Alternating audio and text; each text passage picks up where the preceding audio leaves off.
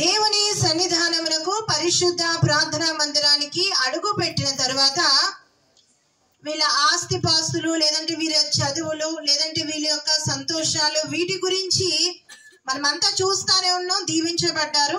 అన్నిటికంటే మిన్నైనది ఆత్మీయతలో ఎదిగారు. హల్లెలూయా.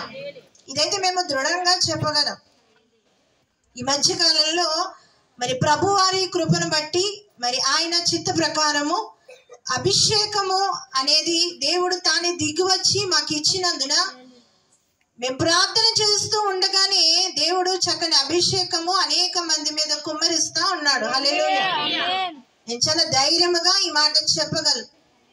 దేవుని యొక్క అనుమతి, పరిశుద్ధాత్మ దేవుడే దిగివచ్చి ఈ యొక్క పరిశుద్ధిని అభిషేకము ద్వారా మనల్ని అందరినీ అభిషేకించాడు. అదే సందర్భంలో మరి శాంతమ్మ గారికి ప్రార్థన చేస్తా ఉండగా ప్రభు మాట మాట్లాడాడు. నువ్వు ప్రవచిస్తావు, నా మాటలు పలుకుతావు అని ప్రభు మాట్లాడారు. హల్లెలూయా. అటు రీతిగానే మరి ఆ ఆదివారం కాక అంతకు ముందు ఆదివారం నాడు సాక్ష్యం చెబుతూనే ఆ బిడ్డ చక్కని ప్రవచనాన్ని కూడా పలకడానికి దేవుడు కృప ఇచ్చి ఉన్నాడు. హల్లెలూయా. నేను ఒకటి చెప్పాలనుకుంటున్నాను. కోట్లున్నా కొనలేంది దేవుని కృపావరం. హల్లెలూయా.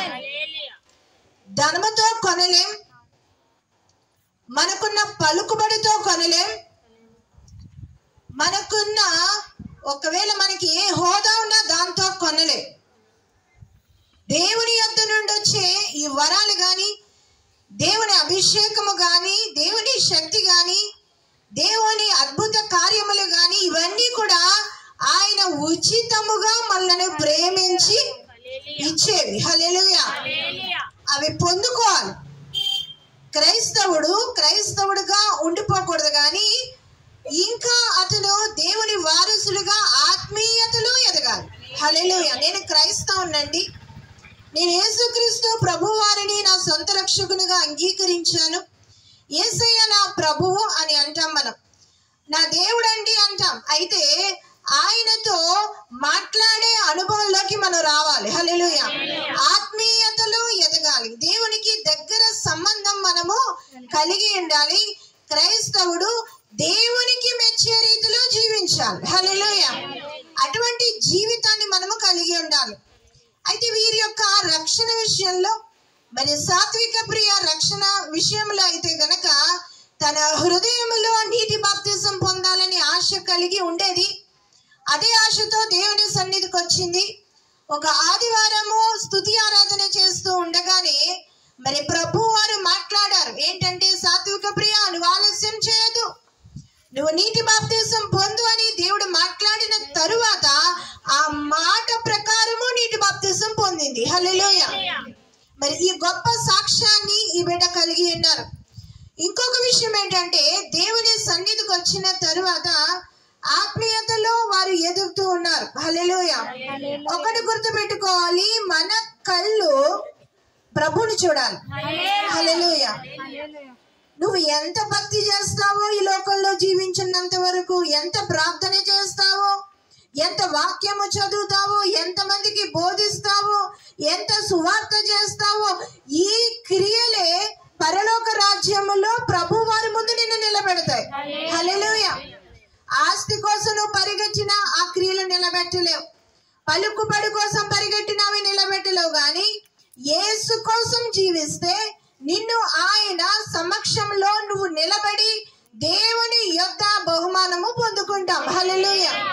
కాబట్టి ఈ కుటుంబము మరి ఆత్మీయంగా బలపడుతూ దేవుని సన్నిధిలో హెచ్చుగానే ఉన్నది. హల్లెలూయా.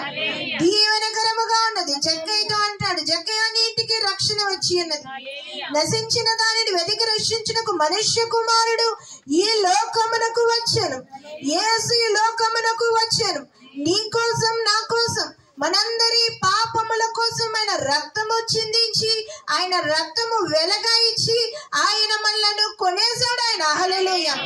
మనము ఆయన సొత్తు. నువ్వెవరమ్మా అని అడిగితే, నేను నా దేవుని సొత్తు.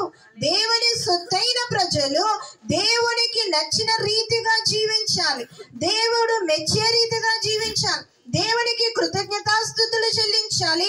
ప్రతి దినము దేవుని కలిగి ఉండాలి. హల్లెలూయా. యేసుక్రీస్తు ప్రభు వారంటే ఆయన గొప్పవాడు, ఆయన మాట్లాడే దేవుడు, ఆయన పిలిస్తే పలికే దేవుడు, ఆయన ప్రతి అవసరతలు కూడా మనకి తీర్చే దేవుడు ఆయన. హల్లెలూయా.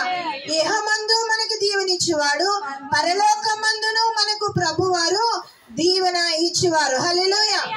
నేనే మీకు ఇంకా బోధ చేయలేను, ఆల్రెడీ దైవజనులు ఎన్నో విషయాలు చెప్పారు కాబట్టి ఆత్మ ప్రేరేపణ బట్టి కొన్ని విషయాలు మీకు చెప్తా ఉన్నాను. హల్లెలూయా. పరలోకం కోసం పరిగెడదాం, సమయం ఆసన్నమైనది. ఇదిగో ప్రభు వచ్చుచున్నాడు, ఆయన రావడానికి సమయం దగ్గర అయింది. కాబట్టి మనం ఏం చేయాలి? విశ్వాసంలో పరిగెట్టాలి, సాక్ష్య జీవితంలో పరిగెట్టాలి, దేవునికి కృతజ్ఞతాస్తుతులు చెల్లించడంలో పరిగెట్టాలి, ప్రార్థనలో పరిగెట్టాలి, వాక్యము చదవడంలో మనం ముందుండాలి, సువార్త కోసం పరిగెట్టాలి, అనేకమైన నశించిపోతున్న ఆత్మల యొద్దకు వెళ్ళడంలో పరిగెట్టాలి.